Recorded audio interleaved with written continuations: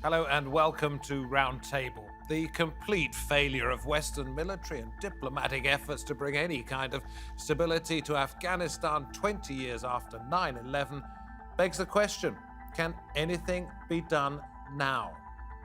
Just as pertinently, perhaps, the question could be, should anything have been done in the first place? In this program, what Europe could do and what lessons can be learned from what went wrong.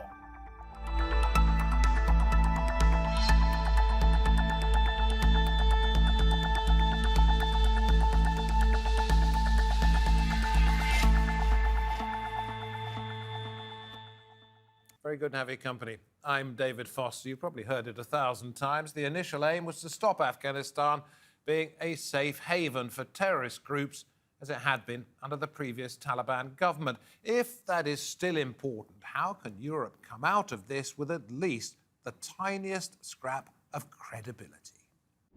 In 2001, the US and its NATO allies invaded Afghanistan.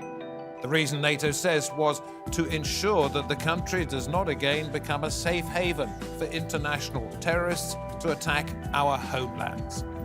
Today, thousands of Afghans are desperately trying to flee the country following the Taliban's takeover of Afghanistan this month, leading many observers, including US military veterans, to question, was the war worth it? The US is set to withdraw all of its troops by the 31st of August. UK Prime Minister Boris Johnson is asking the US President Joe Biden to extend this evacuation deadline to help those trying to get out. Last month, the UK withdrew most of its troops. How could the UK, Europe, and the US's exit strategy from Afghanistan have been better? Well, first up, we say hello to Frank Ledwidge. He's in Oxfordshire and is author of Losing Small Wars, British Military Failure in Iraq and Afghanistan, and Investment in Blood, The True Cost of Britain's Afghan War. He was a serving soldier in Afghanistan. We go to Washington, D.C. and welcome Shafiq Hamdam, former advisor to President Ashraf Ghani, who has now, as you'll be aware, left the country. And we also welcome Bruno Macaes, former Portuguese Secretary of State for European Affairs and the author of Dawn of Eurasia. He is in Lisbon. Great to have you all on the programme.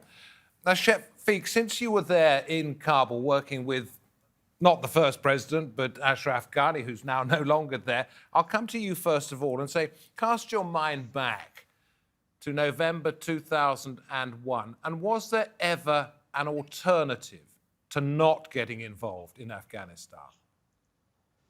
Not at all.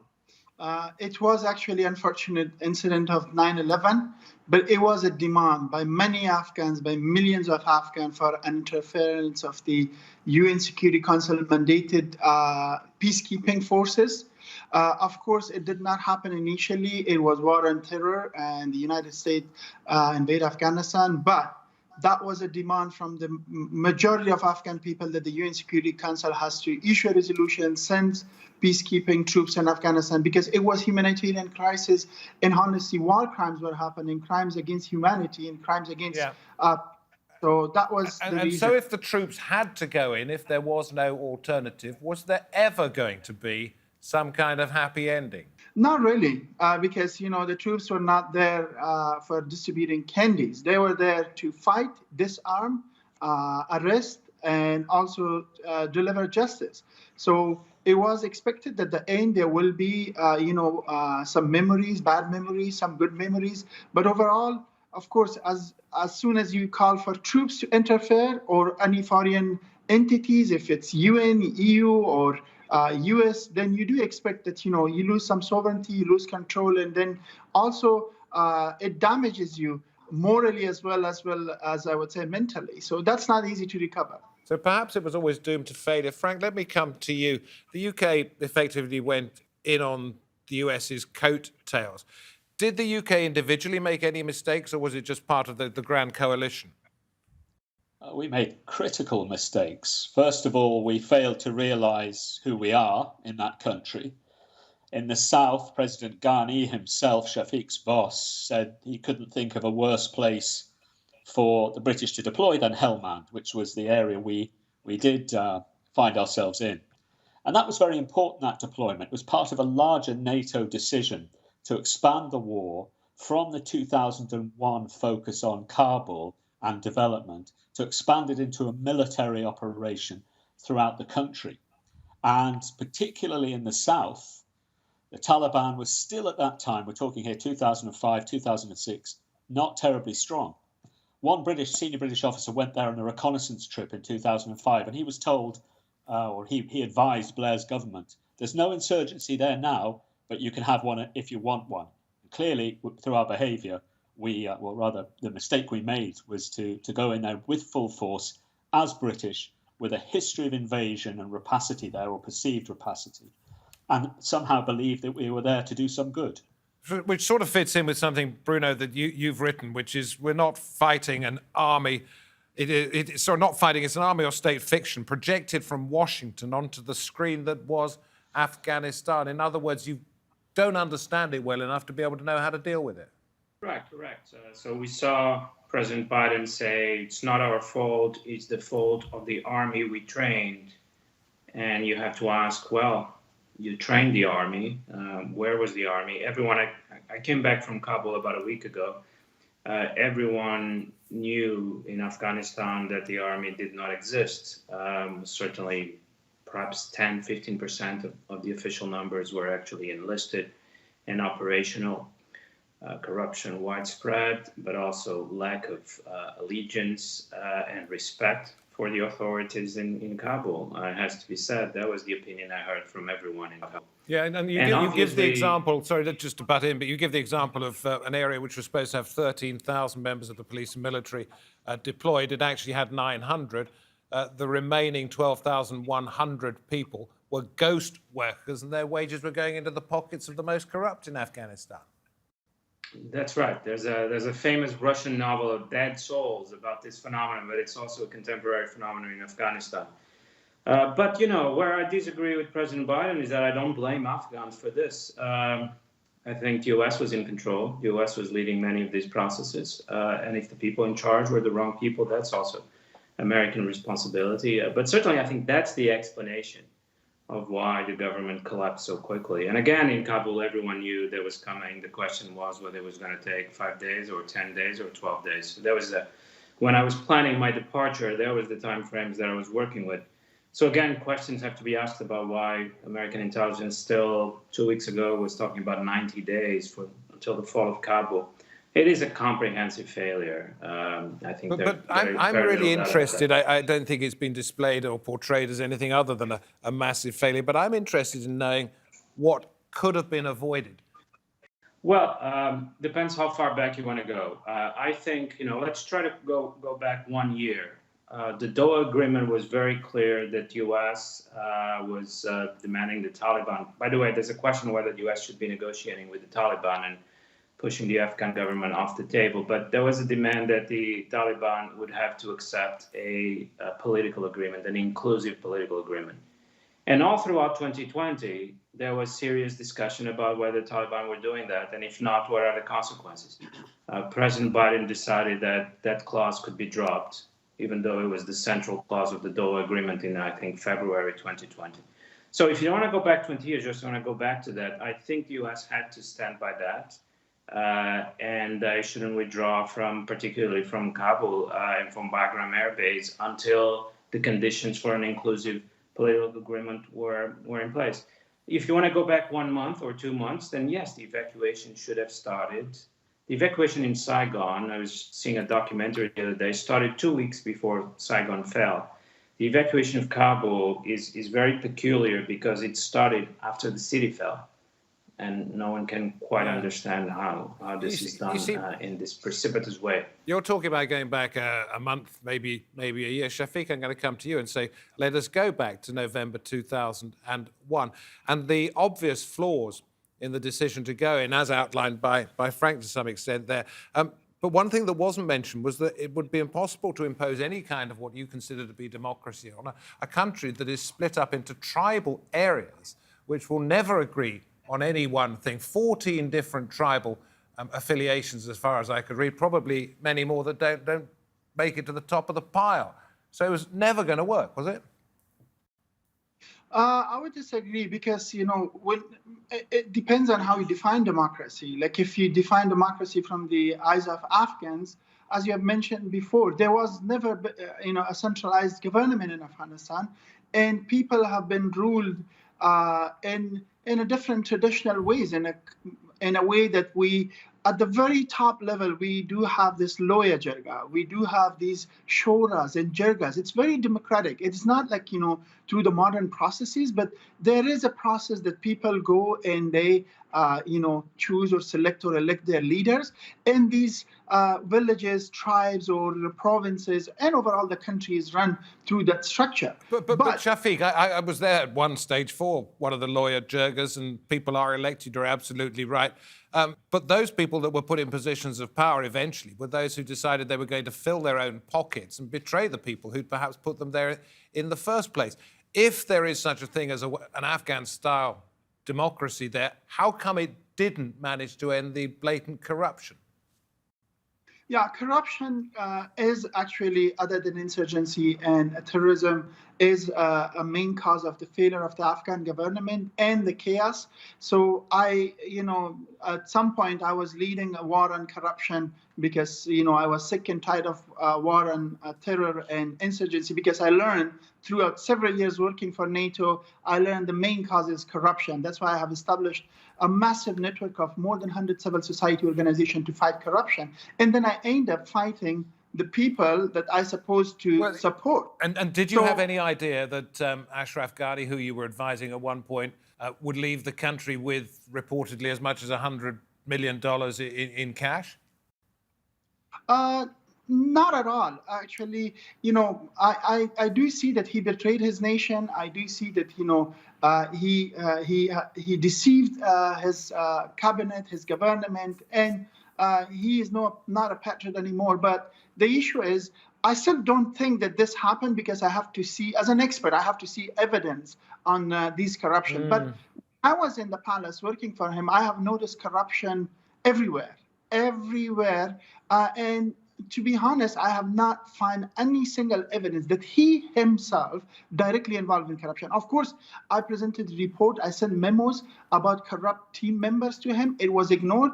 That sends a signal that he is not, into transparency and accountability. But to be frank, however, he's gone now. I think even for the money that we have been hearing that he has taken $160 million or so far, there has to be solid evidence that people have to believe in that. Let's not forget that, Well, okay, we will wait for that. What we need to do now is take a look forward, if we may. And I'm going to play a little clip from Joseph Borrell, who's the EU Foreign Policy Chief. This was just a few days ago. Since Sunday, we have been facing a new and painful reality on the ground in Afghanistan. Let me speak clearly and bluntly. This is a catastrophe.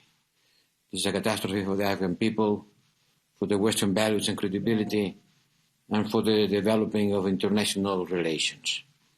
Was it foreseeable? Was it preventable? In any case, it's a nightmare because, even if tonight the first 106 members of our staff of the European Union delegation has landed in Madrid, we cannot take all Afghan people out of the country. Frank, I'm going to come to you. Foreseeable, preventable, question mark. These are questions that he didn't answer.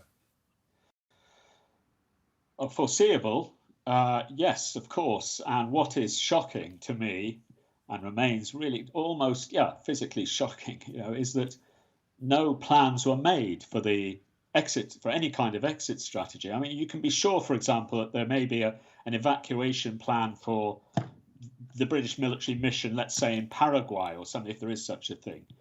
That there was none for something that was, if not likely to happen, then possibly would happen, is extraordinary.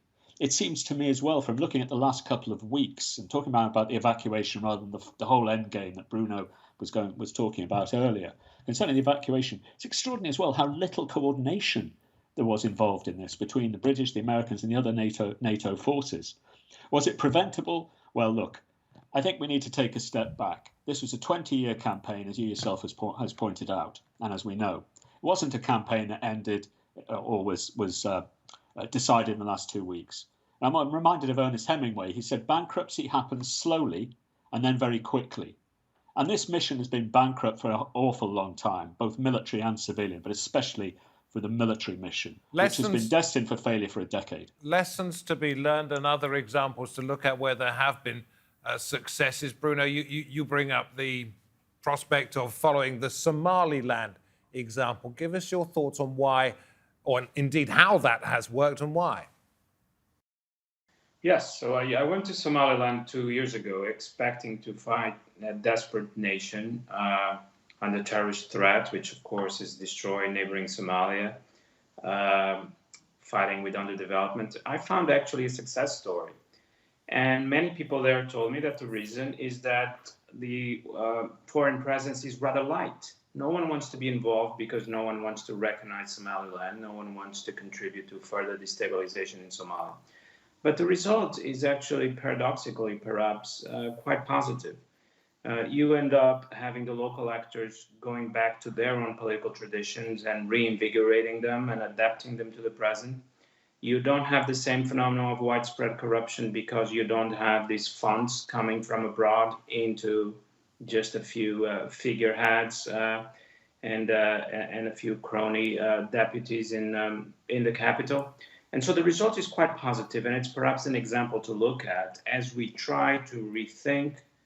I hope that the lesson from Afghanistan is not that we should retreat, Western democracies should retreat, but we have to rethink how we project our influence and how we try to create a better world. So perhaps the idea is, so sorry, Shafiq, perhaps the idea is that Afghans should be allowed to determine their own future, but what hope is there of that with the Taliban now in control?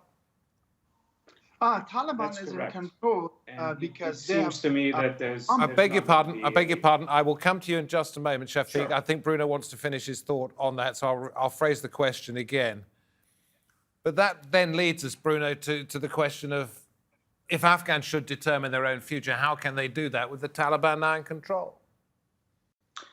That's correct, and I think there won't be organized resistance to the Taliban. We don't see any indications that something like the Northern Alliance is going to be formed this time around because there's no support from the United States. There won't be any support from Russia, from China, and even unlikely from India or Iran. So I think we'll have to work with the Taliban. What is the best case scenario? People are talking about an Iranian scenario where perhaps the Taliban could be in charge of a supreme religious council, and below that, you could have a relatively technocratic government trying to address the needs of the Afghan people, which will be very heavy indeed.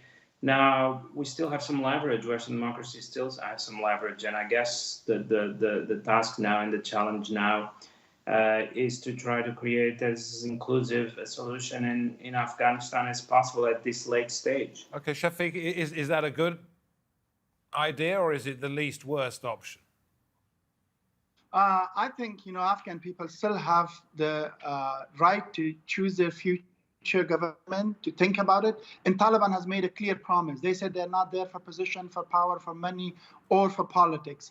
They're there to free Afghanistan. If they think they truly achieved their mission, now is their turn to facilitate that either a loyal jirga or election and let Afghan people to choose their government. It could be Taliban, it could be anyone, but now it's their responsibility to facilitate that and also to, show to the world and to the Afghan people that they are not for power, money, position, what they have claimed for. So that's straightforward. And I don't see any reason why they have to form their own regime or government without having Afghans will, because they have failed in the past and they must not repeat the same mistake again.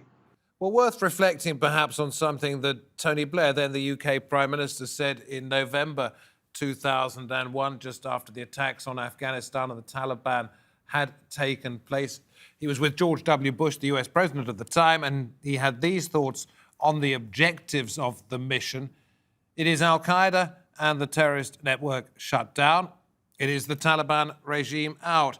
It is a new regime in that is broad-based, and it's a decent future for the people of Afghanistan based on some stability and progress, not based on a regime that oppresses its people, treats its people appallingly, is a threat to regional stability. Well, Frank, let me come to you on that. If that is an honourable aim, and it was said 20 years ago. Is it still an honourable idea to go for that sort of thing? And if so, how? Well, there are things you can do and there are things you should do, and the two things aren't the same.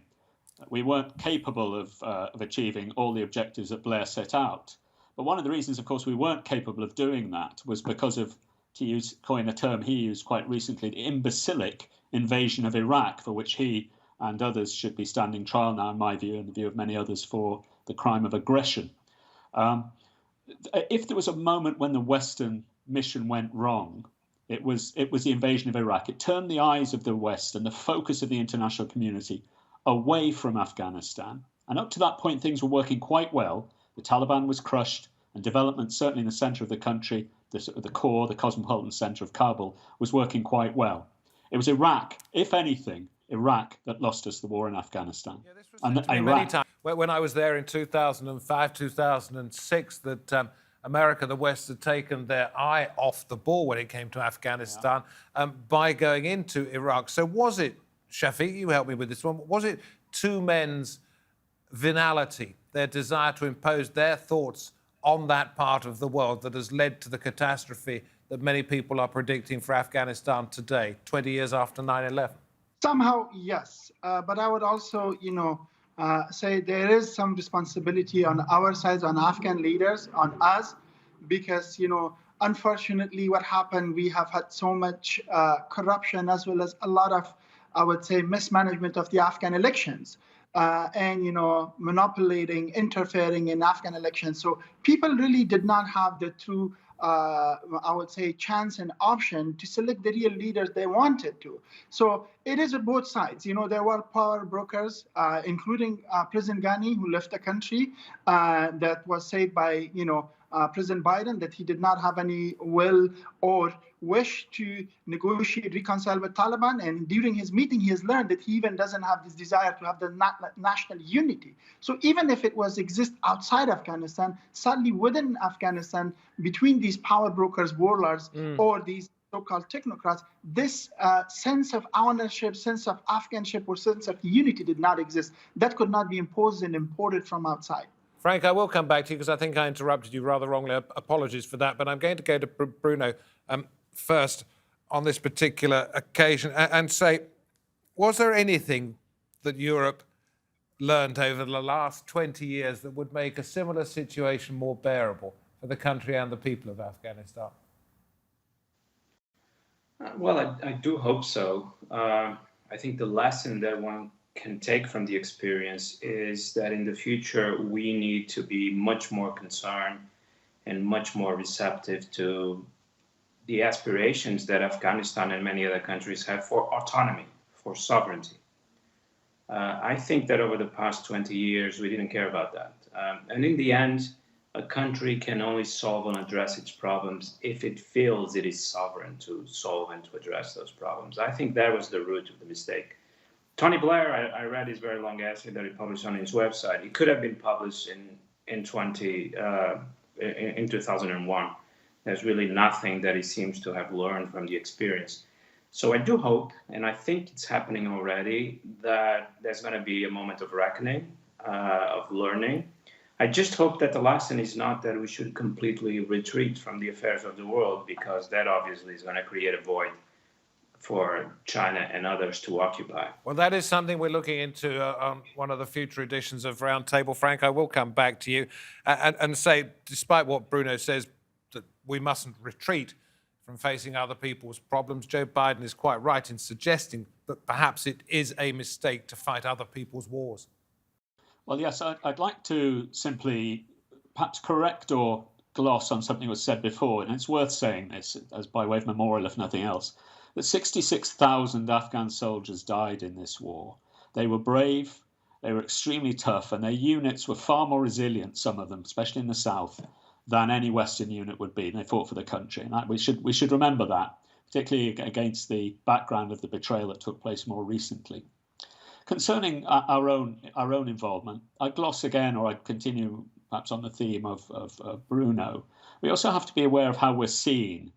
It's one thing talking about sovereignty, but it's another being aware of history and perceptions. And we took that too little into account over the last 20 years in a country that's extremely sensitive to its history. Listen, much appreciated. Thank you very, very much indeed. Very good to have you on the programme. Let us hope we're not still talking about the same issues 20 years from now. Great of you to spare the time, great of you to come on the programme wherever you happen to be watching this edition of Roundtable. We thank you very much indeed for doing so. From me, David Foster, from the Roundtable team. Until next time.